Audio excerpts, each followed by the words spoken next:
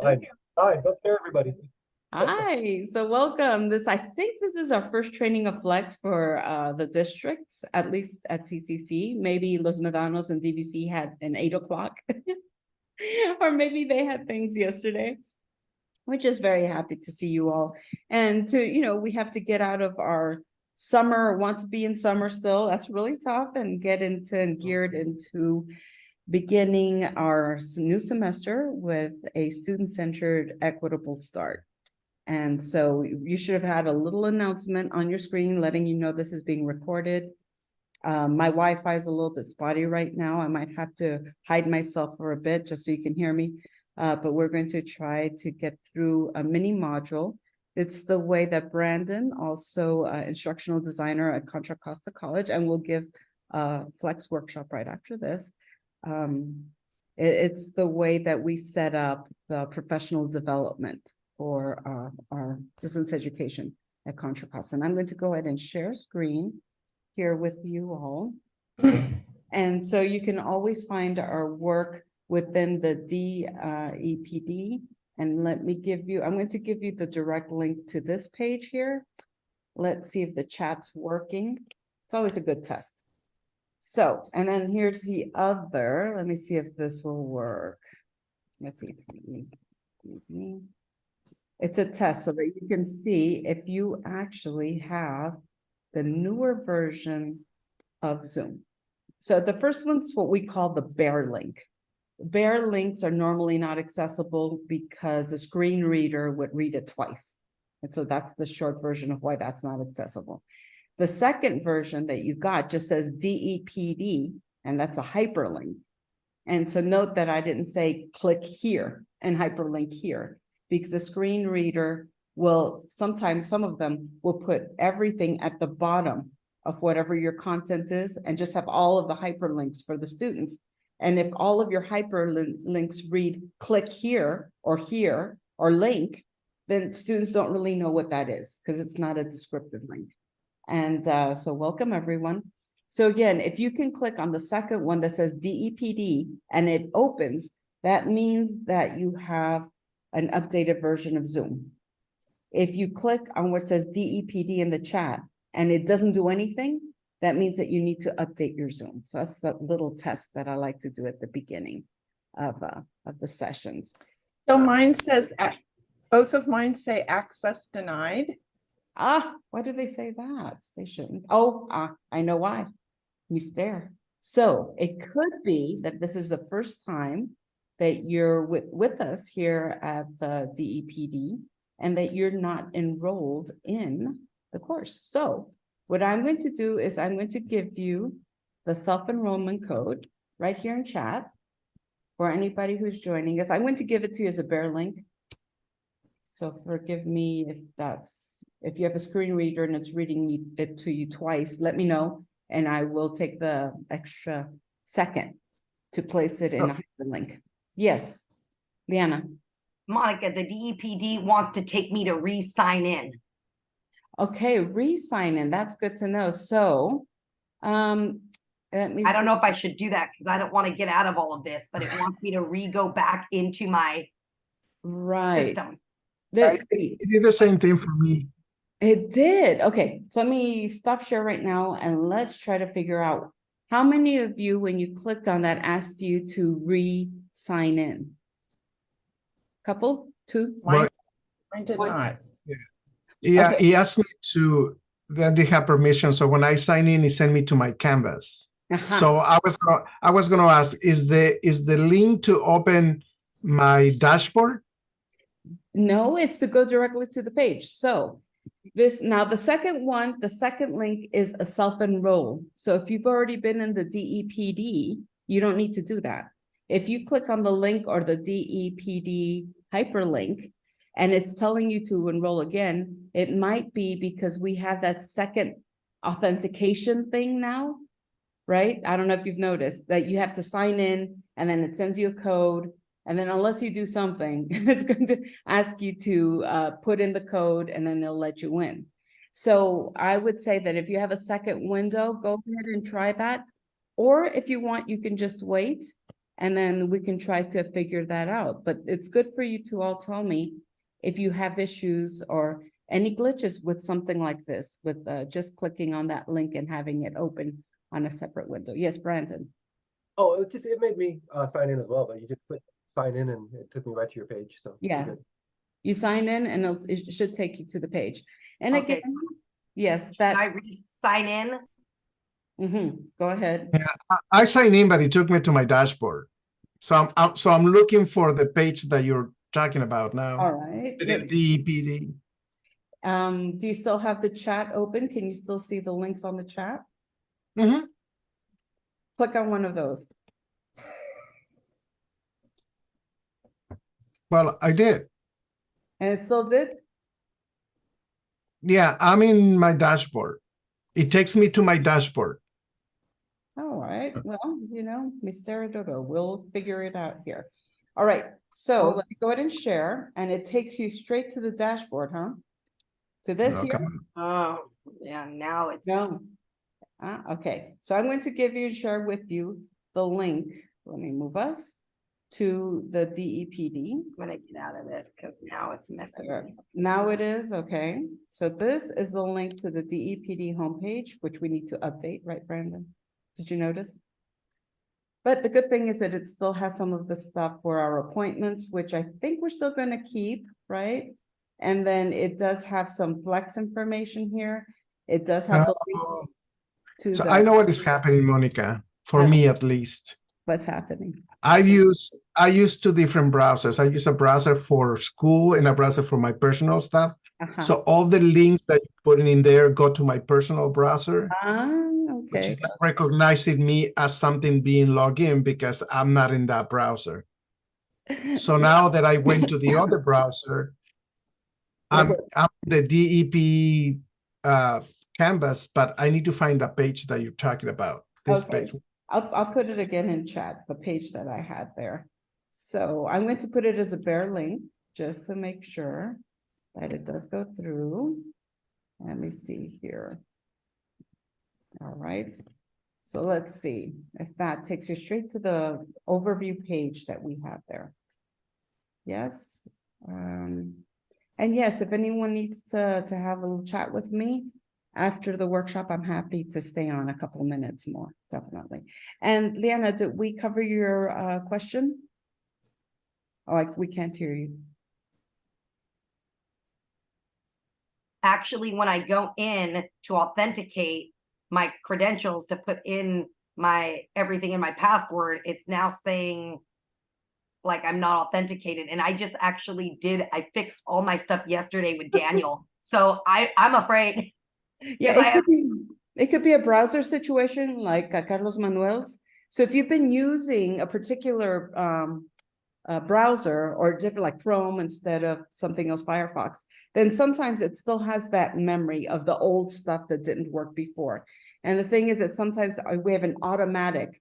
When we click on something, we've already told our computer, or we've been doing it a lot so that it goes automatically to one rather than the other. So one of the things that you can do is maybe copy the link, open up the browser that you know it will let you in, and then place it into that browser. So troubleshooting, as you have seen right now, is a huge part of an equitable good start, a strong start. And so a lot of times, especially if we have a hybrid course where we have synchronous meetings, Zoom sessions, part of it is sort of the housekeeping, is making sure that everyone is able to access. And you will start to have a little mini library Rolodex in your head of all of the different things that you can troubleshoot and what could be the issue. Often we're sort of guessing at what the issue can be because we don't see the same thing that our students see. All right, and so for anyone who's still having issues, I'm happy to stay on after the workshop. I'll give you my own personal link so we don't disrupt Brandon's session. Brandon's session will use the same link. Right, so we do have the EdTech Toolkit. We recommend that you come into this because it will have a breakdown of all of the tools that we use integrated in Canvas, or that can be integrated into Canvas. And it gives you a quick, this is what it is, this is what it does, and this is how it works. So we definitely recommend that you click on this. Now, we have yet to put in, we still have the spring stuff, but all of these things are still open. So you can definitely come in and check all of these things out. And then soon what we'll have here is we'll have the fall semester banner, new workshops there, and then links to those. For now, I also want to point out that anytime you want to participate in one of our workshops or webinars, we have a Zoom link to DEPD and the course navigation to your left. And if you click on that, it will take you to the Zoom session. And so we've done that, so it's just easier in case it's hard to get it from Grow or from wherever else that we have that. All right, so I'm going to go ahead and click on Okay. modules. Any other questions? No, okay. All right. And so right here, you'll see that we have a lot of stuff that we still have here up for you. The student-centered equitable course design is like the fourth one down. And let me see, do I have it published? I have it published. And what we want to really focus on is sort of B1 of the CVC OEI rubric, and that's the pre-course contact. So this is the sort of thing that we're doing right now or tomorrow. Or if you're still designing your course, no panic, as long as it's before the official first start of class. So if your class opens Monday at 8 o'clock, send it out at 7:30 a.m. You can even do this, you can set up an announcement so that it will delay until 7:30 a.m. and then be sent out. I like sending those delays, like for mine is for Wednesday. Why? Because I want to put some pressure on myself to hurry up and get that letter out, right? Now that is something that I'm going to send out, as soon as I get cleared from Flex Day today, is send a welcome letter to my students. And I also open up my new course to my students. And the reason for that is that I like to give them time to explore without feeling that sort of anxiety and pressure of the new day. I mean, I still have nightmares of, now it's, I can't open the link, I can't share documents. It's just, that's my pre-course nightmare. Before, it used to be that I had a baby in a stroller and didn't have the keys to my classroom, couldn't open up the classroom, couldn't find chalk. Those used to be my nightmares. And so the thing is that we feel a little bit of anxiety at being prepared for our students, but students also feel that anxiety. And not only that, but they have to deal with 5 of us sometimes, right? And the different ways we've set everything up. So I feel that if we can give them a head start by just take a look, right? This is what we have so far, that it does help students. So we're going to brainstorm what language we should use in the welcome letter. We're going to configure our people tab in the course navigation so we can set up groups if that's what we want to do. We're going to find and set a discussion for group discussions if you want. The recommendation here is to choose week 3. Week 1, if your course is like mine, I have people adding, dropping, it's still moving so much that if I set up a group discussion week 1 or 2, it means that, I don't know why, inevitably, I have someone who added and I didn't notice, and now I haven't placed them in a group. And so for the first discussions, they are alone in the group. I mean, it's not the end of the world, but then it takes a lot of manipulation. I have to copy their discussion, post it in a group they're supposed to be in, and explain that this is from their classmate, and then copy any replies to his work or her work, and then post it back to them. So rather than have to deal with that little mini, it's extra work, right? That's not necessary. I just wait until to week 3.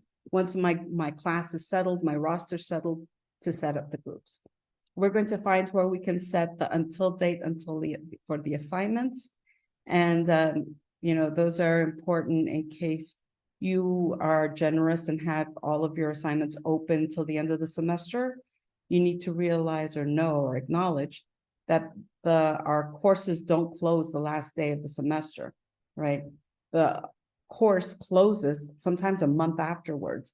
And the reason for that is we like to give students time to come back and take a look at their work, or come back and maybe download an article they really wanted to read and didn't. The thing is that if we don't close our assignments, students can still submit even after we've posted grades. And I just don't like that, to have any conversation regarding, can you change my grade? I threw in some more discussion participations, or I participated in this quiz, or I'm like, once I post grades, that's it. The end of the semester is the end of the semester. And so I feel that having that clearly set up at the beginning will help students so that they can plan their time. And then we're going to participate in a little discussion to talk about the equitable language that we use, both in our syllabus, welcome letter, sometimes just in our communication. I do have a video there for you to take a look at if you'd like. We normally try to give you the Zoom links. Here you'll notice the bear link right here, bear Zoom link. So this is not a hyperlink. You can't click on it and it'll take you somewhere. And the reason for that is this is equitable and accessible. Here you have the hyperlinked Zoom meeting link. And so it says Zoom meeting. It does not give you the URL. And so this shows sort of the accessibility portion of this. A screen reader will go and read everything. Some of them at the bottom, it will have all the hyperlinks and it will read Zoom link, and then it will read the actual link. And so if this were hyperlinked, it would read it twice, and it's long. And so that can be tedious and it wastes students' time if they have to listen to it twice. All right, so we're going to go ahead and move over to the next page. And I mentioned my browser is so slow. But while that is popping up, oh, here, good. So what we have here is the district-wide guidance, and each of the sister colleges has its unique equity rubric that we'd like to follow. And you can add more things if you'd like for yourself. Yes, Carlos Manuel. Sorry, when you mentioned bear link, are you saying we should also include the bear link in what we're putting on our pages? You can for the welcome letter. That's the one place where having the bear. Oh, for the welcome letter. Yes, because the welcome Oh. letter, some students might not have their computers with them and they go to their counselor. And so what the counselor does will print out the welcome letter for them.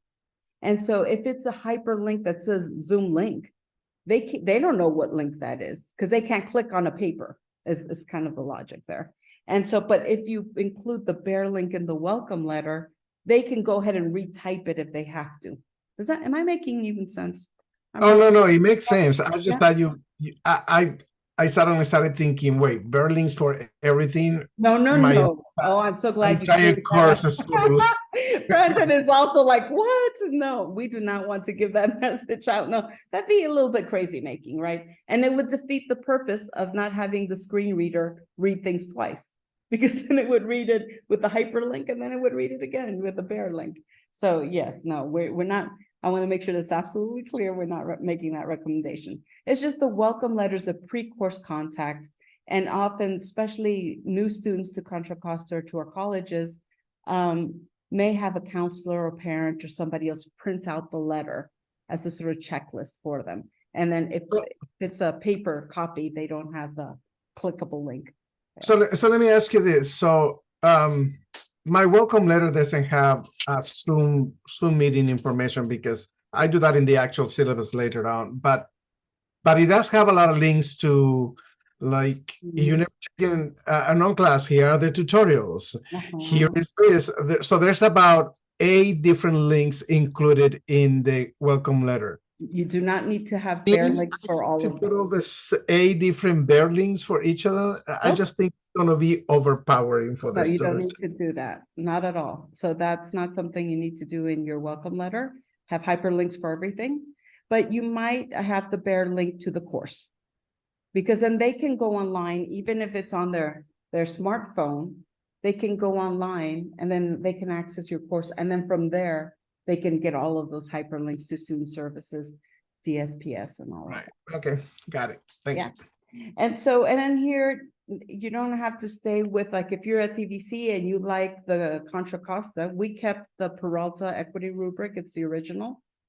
So we've kept that until we decide that we're going to update that, I guess, or change it. But for now, it serves its purpose. If you feel that you want to use any of these others, you can use that.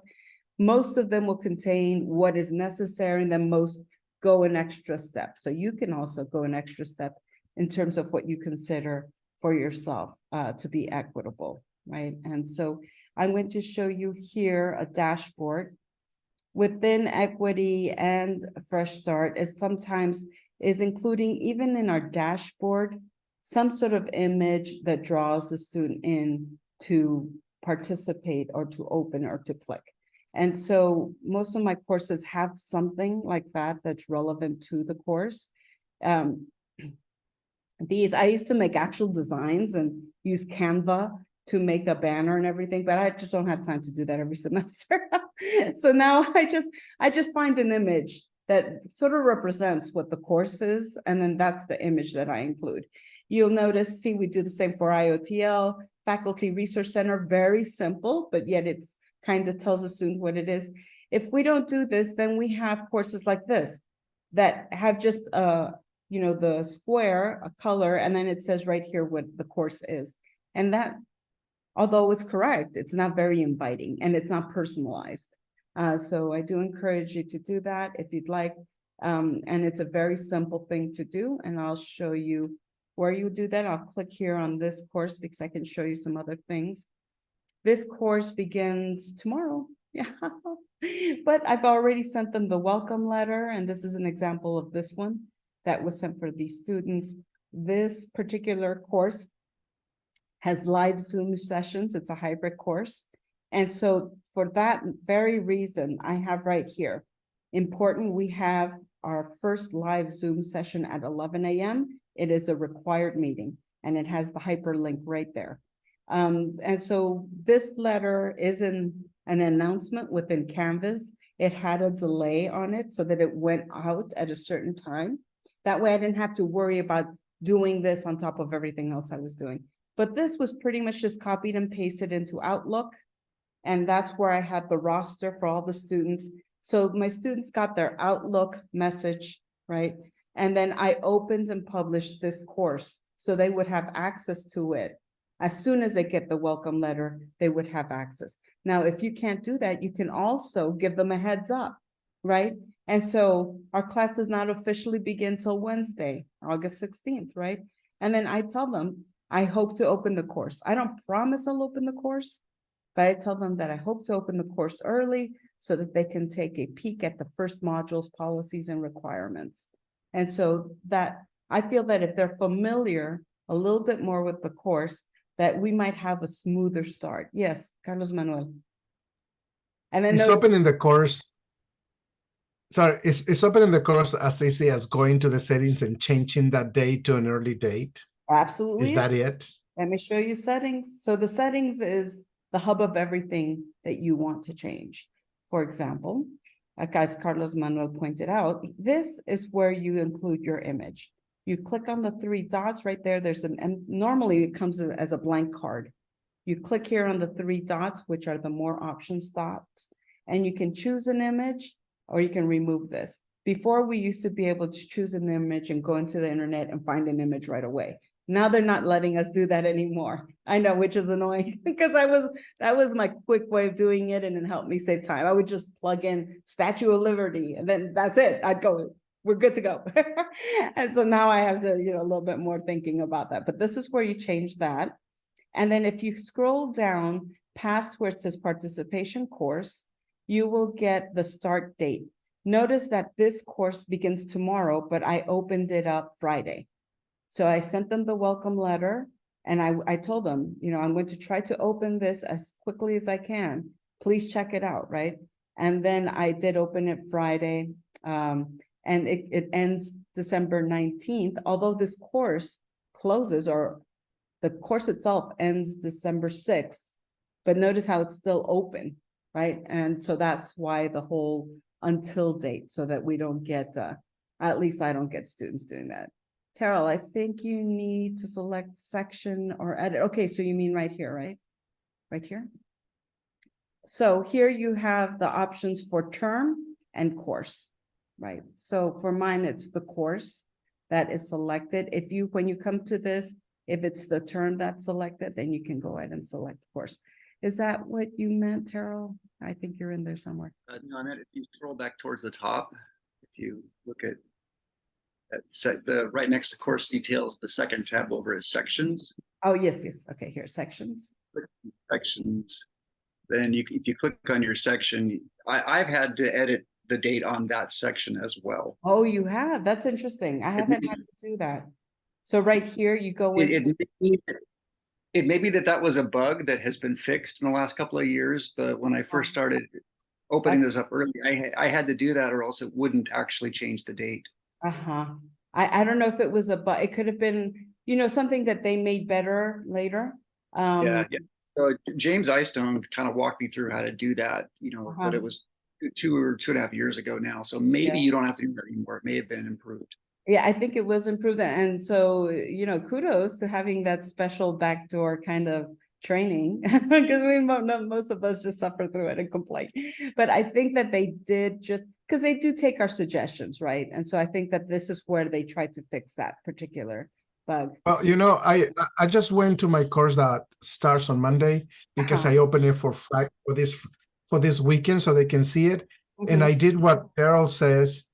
I went to the section, click on it, and then I looked at it says it starts on August 21st. So I click on edit section and it still has August 21st. So I don't know if I'm supposed to change that date. I think that's what you're talking about, right? That's exactly what it is. So there's like a hidden thing that keeps it closed to students unless it'll say, it looks like it's open to you, but it's actually not open to students There's yet. another button here. It says restrict students from viewing course before course start date. Notice mine is unchecked. So that's another place where you could check to see if you're like, well, wait a second, I opened it, I checked the courses, I have it published. And I notice no activity from students because normally students will, at least one or two, will click on the link and come into your course, right? And so then make sure this is not checked. Restrict students from viewing, and let me see if I can zoom in a little bit. No, it's not letting me zoom in. Restrict students from viewing before course start. And so that helps. Other things in this nice little menu is here you can click on customize and make sure the syllabus is public. Now, why is the reason we do that? It sometimes doesn't seem to make sense. But if you do that, that means that the students can view your syllabus. They can see all the requirements. I personally don't give them the list of all assignments because they'll drop right away when they realize how much writing is involved. But I do let them see the syllabus itself. And I'll show you how that works. And then here, more options. This is where you can click to show recent announcements on course homepage. Normally I have 2, but as the semester goes, I might have 3, and then I might move it back to 1. Let students attach files to discussions. I do. Let students create discussion topics. I don't. I'm a little bit of a dictator. I kind of need to know what's going on in my course, and I can't have students just creating discussions topics just like that. I do let students edit and delete their own discussion replies because we have done that ourselves, where we post something and we realize that we made a mistake, a typo or something. And so I give them that freedom and agency. Let students organize their own groups. I don't let them do that either. Tyrant Monica. It's just that I like clicks and I don't want to start to have clicks in my own class. So I try to avoid that. Hide totals and student grade summary. So I let them see their totals and their grades, but I do hide the distribution graphs from my students just because I do get, some, students who are like me actually. And so they bug out over every half point that they missed. And if they notice that they're not the top first percentile, then they start to bug out and they're bugging me. And I'm like, hey, I need to work on the folks who, kind of don't get the course, not those who do get it. So I do hide that from them. And I also disable comments from announcements because the announcements are from me out to them announcing something. It's not an open discussion conversation. If they have a question about announcement, I encourage them to use the Canvas inbox to ask their question. And so that's there now. I did make a change, so I'm going to update my own here. But I want to share with you why that sort of syllabus tool that is public is important. And, I'm going to go ahead and share this syllabus. Now, I intentionally picked a syllabus that's not from our college or district so that you can test out opening that public syllabus. My course is published. The syllabus tool is always published. It's a syllabus tool. It's not the syllabus in a page. Although I do create the syllabus in a page, because if I make a mistake, I can go back to when it was last pretty good. It gives me that option. The syllabus tool doesn't allow that whole view past pages.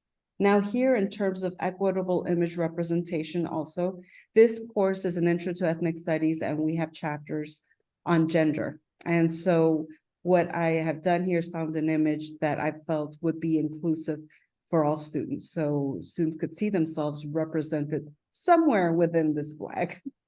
And so that is part of it, but you really can pick any sort of image. It doesn't have to be laden with image. Sometimes what I do for some of my courses is that instead of an image, I have a little welcome video. And it's a 3-minute video that pretty much welcomes them to the course, all smiles, enthusiasm. I just let them know that it's a lot of work, but that I'm happy to work with them. And then some of my policies, my course policies, in terms of late submission of assignments. And then we have our key things here that we need, our course description, SLOs, you know, it's a typical thing. If we have class meetings here, I have required live Zoom sessions and the dates, and then I have their books. I have here the required book and then optional. So I have a lot of students who like to read. We don't have any field trips, but any communication, how that's going to happen with the communication plan, the equity statement, right? And so this is a hyperlink to the actual statement itself. Any technology, I have my students use Microsoft Word, so I tell them where to go get that. If you have any technology that's specific to your class that might not be obvious for students, it's nice to give them that little bit of heads up. And also I explain to them what my late policy is. I don't take points off for late work, but all assignments are due at 10 p.m. because I need to be in bed. Yes, Carlos Manuel. Well, maybe. Yeah. First of all, I have to say that I love the fact that you have your syllabus in the actual syllabus tab. I didn't know you could do that because my syllabus, when I click on it, is just the summary of all the assignments I created. How do you manage that in there? So here what I did was that I did design it in a page, a Canvas page, because then I can use some of the tools, and I make a lot of mistakes, so I can go and save. The other thing is that I click on that edit, and do you see where we have the rich content editor here? Right. This is where I copy and paste that syllabus that I created in another page, because I know I can edit it, but you know, it's a little tricky because I use a lot of coding. But here is the show course summary. And the reason this is not checked on mine, and I already have students in this class, I'll start some more. So let's see that maybe they're still sleeping in. They won't see it. I'll tell you later on if I had like a 50% drop. Is that the course summary, although helpful, I guess, it shows students when things are due and how much. It also shows them by 10 p.m. right? And it helps me too, in case I have a fluke somewhere in here, right? And so then it shows them everything, but did you see that scroll? And sometimes for my students, at least, they're like, that seems like a lot of writing. You know, oh, there's a discussion every week. So, yes. Right. So let's say this, when you created this page and then you put it inside the, inside that box, did they give you the option? Did it actually create this click on show course summary or not? Yes. So it's because mine doesn't have that option. It's going to be at the bottom of the edit box, after where you have the sort of accessibility checker, the word count, the toggle for the HTML editor. There's a little box that says show course summary. If you check that and update, then now, like, for example, let's still thinking my computer's. I'm going to have to update my computer and I don't want to. Then if I scroll down, that's it. It ends at expectations. It tells them what they can expect from me, what I expect from them, and then that's it. No course summary.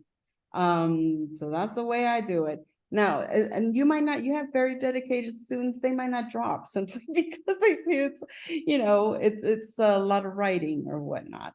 So any questions on any of that, sort of the card and on your dashboard card, image, representation, the syllabus tool, were you all able to open and open my syllabus? Click on that and open it, because it's not even in our district. And so it and the class doesn't begin till tomorrow. So it shows that as long as it's in the syllabus tool, that the course is published and you already have your settings set to show the syllabus, you can share that syllabus to anyone. And that's been the way I've recruited for some of my classes with low enrollments. So I teach a Latina Voces class, and I was getting 5 people. And so, 5 students, that's a sure close that class, cancel. And it's so hard to get that momentum going. So what I did once was that I shared Facebook, and I'm not a huge Facebook person, but I shared to everybody on my list. I'm like, hey, you guys want to take a Latina Voces class? It's at City College, here's the enrollment information, here's the syllabus.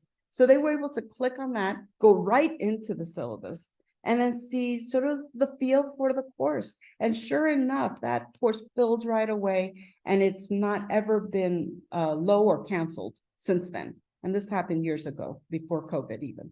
And so that I really believe in that as a tool. And now I don't have to use Facebook to do that anymore. Now it's self-propagating somehow. All right, so let's go with, let me see the time here. Well, we got some good time here. And definitely ask me questions, because sometimes I speed through things. So here we have a Padlet activity. And again, what we're trying to brainstorm here is the language. What happens, at least for me, 23 years teaching, I noticed that I'm getting maybe a little short-tempered. So I'm not becoming the sweeter professor that I wanted to be. That somehow that's not happening. Somehow I'm just like annoyed. And so that is why I love online delivery of courses, because when I get a message and I'm like, really, that I can go walk around the block, get some oxygen into my brain, and then very calmly reply. You have a very calm, nice, supportive reply, right? And encouraging. And then I really do feel it. I really do feel supportive at that point. But that's because I walked away already and did some other things. And so sometimes there are just questions that keep coming up over and over again. And I keep thinking, did I even explain that? And I go searching through them. I'm like, okay, I did explain it, but I put that late grade policy in a very obscure place. I'm like, maybe I need to move that into a more prominent place. So we learn and our courses evolve, but that language, at first I used to have language that said, no exception, no extensions, no exceptions, plan ahead, exclamation mark. Because I was like, okay, what's happening in your life. So, and even if there's things that you don't know are going to happen, how about you do this now just in case something else happens? I'm very fatalistic as a Latina. And so I'm like, yeah, I'm tending to my elder parents. Something might happen, and so how about I try to set everything up in case it does, that I am not really overstressed, filled with anxiety. Sharing important dates. I've had students in my 8-week courses who are shocked when they realize that our course ends next week. I'm like, yep, this is week 7, course ends next week. And now they're in a panic because they thought they still had a full semester to cajole me into reopening assignments or something. And so that letting them know what kind of course it is, what our dates are, begin, end date. You'll notice if I go back to this one, again, I don't show you more examples because my computer's slow and opening more tabs will just create a disaster. But I tried to be very clear on the homepage when the course begins, when it ends. They have their tabs here, their description, and it's pretty much right here. It's a 16-week online course with required live Zoom sessions and at what time. And then I tell them when the course begins and when it ends. That way they're, I hope it's just another place. And whenever I have these welcome videos, I go over it again just to make sure that everybody is kind of, yes. So there is a lot of trial and error. And let's see, Sophia, how did I learn coding? Okay, so the coding part, blood, sweat, and tears, because I never took a course.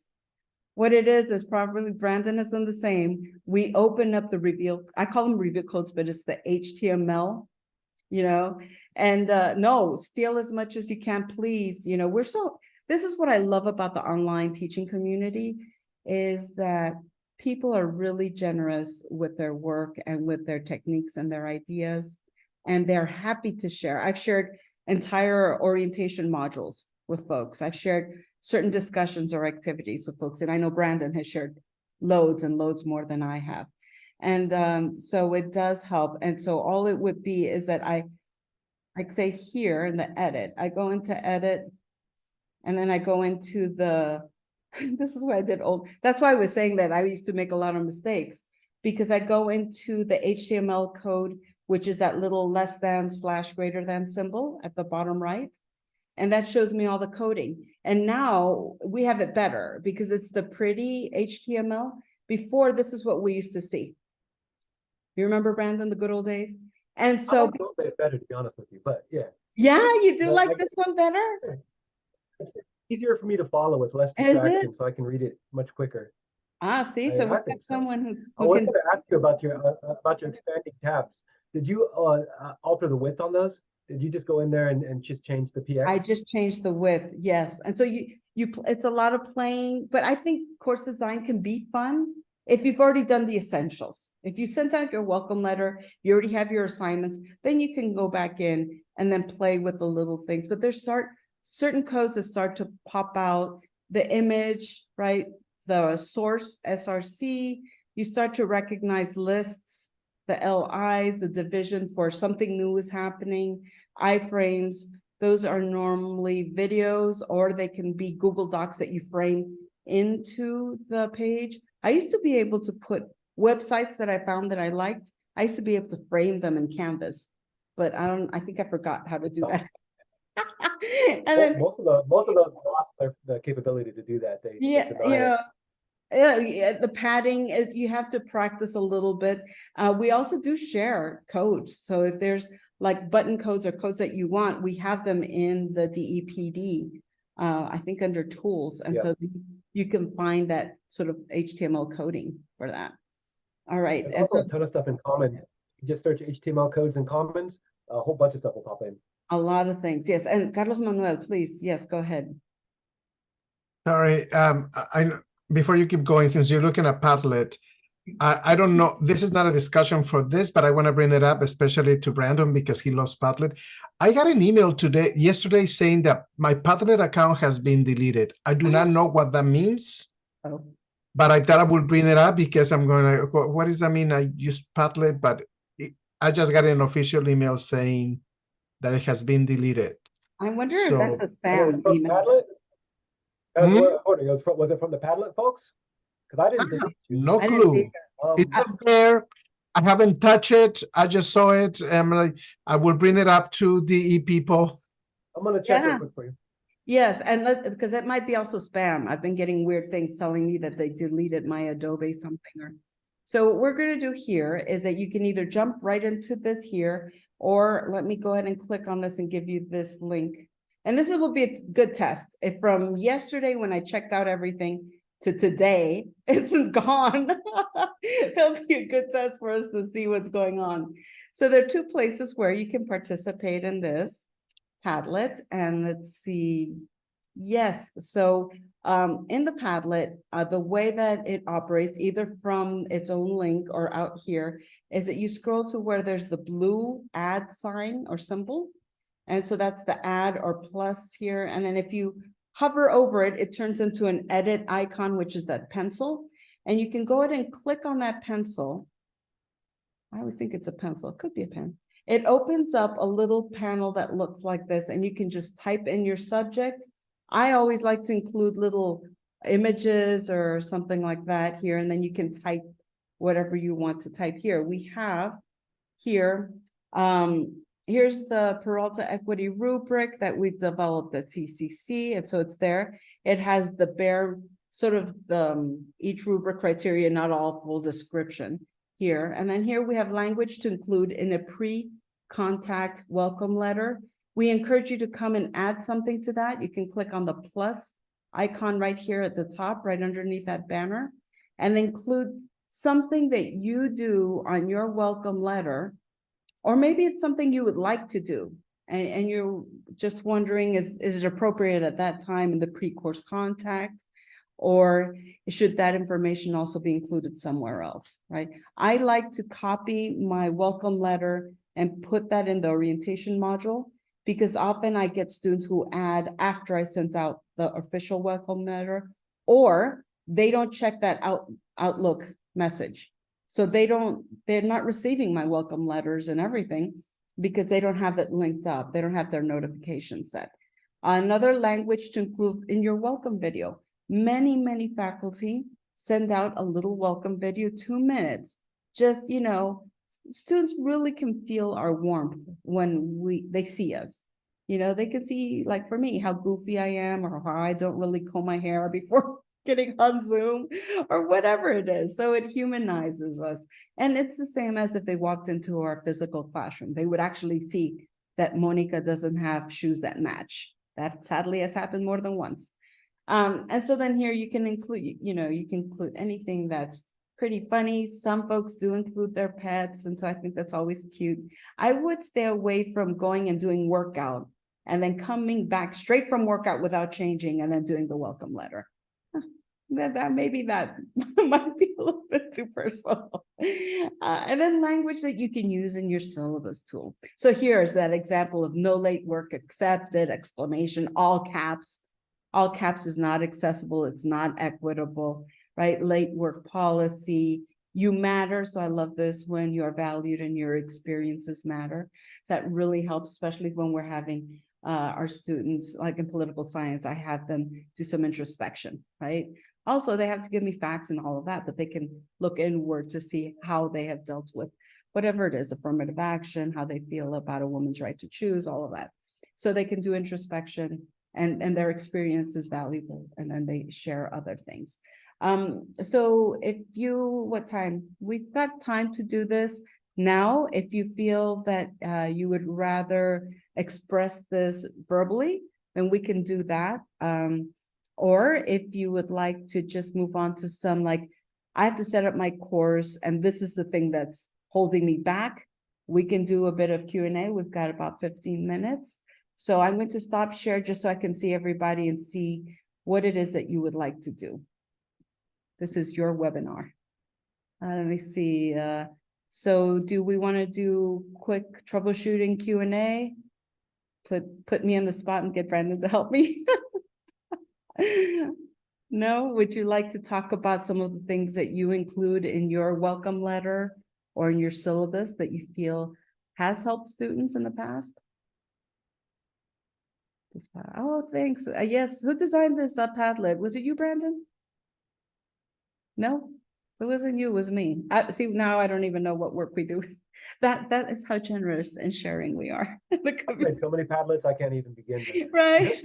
If I've made it. Yeah. I literally have about 500 in my dashboard. Do you really? Oh my goodness. So many Padlets. There's a lot of Padlets. Yes, we do like the For Padlets. Coles Manuel, your backpack account looks like it's still active. So I don't know if you had a .com account before we issued a backpack account, but your backpack looks like it's still good. So Okay, I don't remember. I do remember a long time ago, before our lives were kind of ethereal, whatever we are in right now, that it had been mentioned that I have 2 different accounts. yeah, I also have 2 different accounts. My second account, the one I had before, is pretty much empty now. It's weird. Maybe someone went and said like, "Oh, he has 2 accounts. Let's delete one and keep the other one." I don't. used to pay for it. No, I quit paying for it when I got the backpack, and so they probably were okay. You have to pay Okay. for this stuff. Well, thank you. But Well, yeah, I'm not touching those emails. Yeah, you'll I'm have an not touching those opportunity. links. Yeah, just try to use it and then let me know. Okay. If you're sticking around for my workshop next, we're gonna do some laboratory time where you're gonna have some time to practice implementing some of these tools. And so if something's going wrong, we can walk through it right there. Okay, cool. Monica, now that you ask about things that you have included in your letter, my letters have always been very general on the sense of like, welcome, this is the class, it starts in a week, shave, get ready, all that kind of stuff. And then links about if you need tutorials, this and that and that. But I've been working for quite some time on students have asked me before, is like, I like the welcome letter, but it has only information about the course, but we don't have access to the course because the class doesn't start until a week from now. So anyway, I created a Google site that I created sort of like an introduction to me as a professor Mhm, mhm, with all the classes that I teach. mhm, mhm. And every class has its own information in a video about the class is about. So I'm going to include that in my welcome letter. So if student you click on it, it will take you to a site where you can see general information. I don't know. Could I share that so I can show you what I mean? Absolutely. Please share. That's an excellent idea. It is definitely a way to create a community in terms of your students. And also it means that if that site is public, if I have a student who is very theatrical, I have many actually, I can go ahead and then share with them, oh, excellent professor teaches us. I can share them your Google site link. And that way they can explore all the different classes that you teach and then figure out, if that's a path they want to go for the following semester. So it's definitely a great thing to have. I So think could they I also call that like could I share? you should be able to. Do you have share? Can you share? Let me see. Have you No, tried? it says host disable participant screen sharing. Okay, let me see if it'll let me do that. Let me see. Spotlight. Rename allow. Just did it. I did it. So You did it? Okay. Did it let you do it? yeah. Okay. I was here first, so it might have just defaulted me to the host. All right. I should be able to now. Yeah, it's coming through. All right. So this is something that I've been learning from. This is not something that I suddenly my mind when I create. This is from workshops that I have attended through equity and inclusion and things like that from other workshops throughout the last 3 or 4 years. So if you were one of my students, what I'm including now, I'm going to include in my welcome letter is a link to this thing. And this is the non-published version of it. So bear with me. So if you were a student, you will see this Contra Costa College and everything, my teaching philosophy. So they learn a little bit about me. I have a video in there. Obviously, it's an old video because I look very young and my hair is very short. And it talks a little about who I am, pictures of my house so they can see the things that I like personally. And I talk about the class formats because I teach face-to-face, hybrid, super hybrid, fully online. And then I talk about the different type of courses, early, short courses, late courses, how many weeks and all that. Because as Monica mentioned, sometimes I get confused. Like class will be over in a week and like, what? They have no idea. I'm like, didn't you sign up for this? So that kind of stuff. So this is the main thing. This is the main page. And then I have these theater courses. So far, the courses that I teach are here. I teach about, 5 different courses so far. And what will happen is that you will go into the course and you will click on it and it will give you explanations of each course because sometimes the students are asking, well, what is this course about? So because it's unpublished right now. So you click on it, it will take you to this one. So Drama 101, Introduction to Theater. I have something that says COVID-19 has taught us a lot about this. We're going to do blah, blah, blah. I do have the course, the official course description and the course outlook, outcomes and the SLOs. I use the official ones as the description. And then I sort of say, what is this class about? And I have a little video that talks about it with the hopes that either they get excited about coming to the course or run away. Either way, I'm okay. I explain about the topics of study in the course and then my contact information, things like that. And most of the courses, hold on, sorry if I'm going too fast. Most of the courses repeat. Let me show you this one. So this is my Chicano theater class. I teach for La Raza Studies in the drama department. So basically the same thing. So I use different type of pictures and images, explain the course once again, and what the course is about. And so what I'm doing in general is like anyone who wants to know what my courses are, rather than me sending an email and explaining, because most of them want to know what the class is about, I just send them this link and they can explore any of my courses that I have and they can look at them. And also the video, the videos are done on my room with my phone because I want them to be as non-threatening as possible. So I don't sound like a professor. Literally is like, oh, hi, well, this course is about this, blah, blah, blah. And then suddenly you hear my door barking. I'm like, oh yeah, that's so-and-so barking in the background. I try to make it as welcome as possible and unthreatening. So this is something that has taken me, honestly, about a year and a half to put together, because and also because things are changing all the time. So it's like, I'm always late. It's like, oh, it was ready, but now things change. Now I do different things.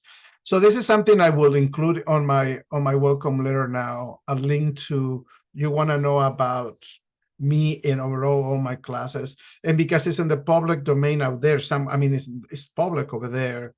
I can even put the link on my on the drama department's website at the college, so people can go and click on it and know more about me. Now, this is my personal thing. I cannot ask all my professors, all the teachers in my department to create one of these because we're going to put them over there. That's personal stuff. But it does help the students to know more about what classes they want to take, other than just reading the description in the class schedule. It will help them to know more, And as I said, I learned this from other professors who have been teaching equity and inclusion, and yes, I borrow and copy and place ideas. It's like, oh, I like how she did this. I'm gonna use that, and oh, I like how I'm just gonna change the angle so it doesn't look like I just copy her video exactly, things like that. But I thought I would share this because this is something new for me that I'm including. Yes, this is beautiful. Thank you, Carlos Manuel. It's really helpful, and I think it does do the job. It really reaches out to all of the students. It's very student-centered, right? And so that Google Sites are, at first, don't seem self-explanatory how to do that, but just do a quick little YouTube search, Google Sites creation, and in about 5 minutes, you'll start to be able to place images, place videos, place all of these things. And so it took you a year. Your site is beautiful, and so it shows, the dedication shows on your site. And I think, Brandon, you have one as well, right? You have a Google, I have a Google site. You have a Google the liquid syllabus? Yeah. I mean, I've had a couple of them. I put a few of them together. We did a workshop last semester on the liquid syllabus. Walked through the liquid syllabus. It was pretty nice. If there's interest, we might be able to do another one this year. Yes. Probably in the spring. And I think it's still published. Let me check. I think that workshop you gave should be still published, and so you can go back to the old one, and then things change and there's new stuff, so you can always come back to the new. Here, create a. It's 1, 2, 3. Well, 1, 2, 3. It's the third tab from the top to the bottom. It says create a liquid syllabus. Yep. And so I think that it really helps to explore that. And of course, all of our courses are evolving, they modify, they get better. We do things that are crazy, and we realize that particular activity didn't work for our students. And so we remove it, revamp it, try to reconfigure it. And what do we like about that activity that students loved, and try to get that essence into some sort of format that makes sense, especially with tech. We sometimes don't want to have things that are too difficult to use. I found VoiceThread is lovely, but it's kind of a challenge to reconfigure every semester for every course. And so little things like that. But let me see, so that's where you find that. Let me stop share. Any other questions as we wrap up in a minute? Let me share with anybody who needs to meet with me after this, because Brandon is keeping the room. Let me see. I can't talk and remember how to type my own. Learning. I had a question about what Carlos was doing. Does the district have any say over what Carlos puts on his? For the most part, they're all for it.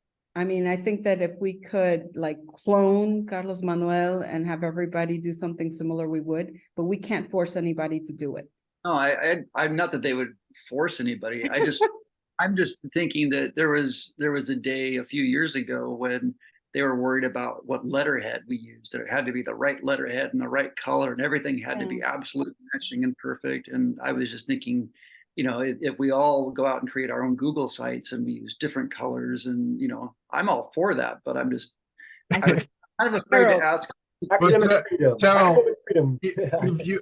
if you know me, you know I do not follow the rules. And I I'm- get sent, I'm great with that. office. I get sent to the office a lot, and I just look at it and I'm like, okay, you're done. Yeah, okay, bye. And then I leave. No, He I, has a and I I don't- encourage it. I was just only asking if the district has a policy where they might come back and say later, oh yeah, you shouldn't be sending out information, you know. No, about they better not. This is your. This is like saying, you know, as long as you have the official stuff from the syllabus that is supposed to be the same, don't change the description, don't change this. It's okay, because that will be like saying monitoring how you say your classes, how you communicate information to your classes. I see, I'm not Governor, doing you have your hand. I love it and I want to do it. I just didn't. I'm just was like a little like, wait, is the district okay with We that? have access to all those fonts too. We can just pop them up and you can have all that letterhead, and we have all of those PNGs. You can we do have that all if you the- want. the If you color want. All code. right. Well, I like Carlos's attitude. Just do it anyway. Whether it's all right. I think that's Ask forgiveness before permission. Yes. You're tenured, Terrell. You're tenured. Go ahead, do it. We're already wrapping up, and actually we're eating into Brandon's time. So Gabriela, we? do you have a I'm not question? till 10:30, Moni. I'm not Very, till it's a 10:30. very Yeah, you're good. short, it's a very short comment about this discussion.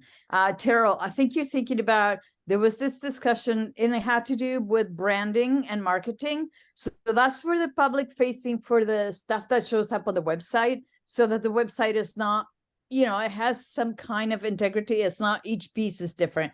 But when it comes to your Canvas shell and your Canvas scores, you are free to do whatever you want there. Yay! Hooray! All right, so let me see. Yes, the other folks are thank you very much for joining us today. And Brandon, you said yours is at 10:30, huh? Yeah, 10:30 to noon, and then we have All right, the, it's this very same link.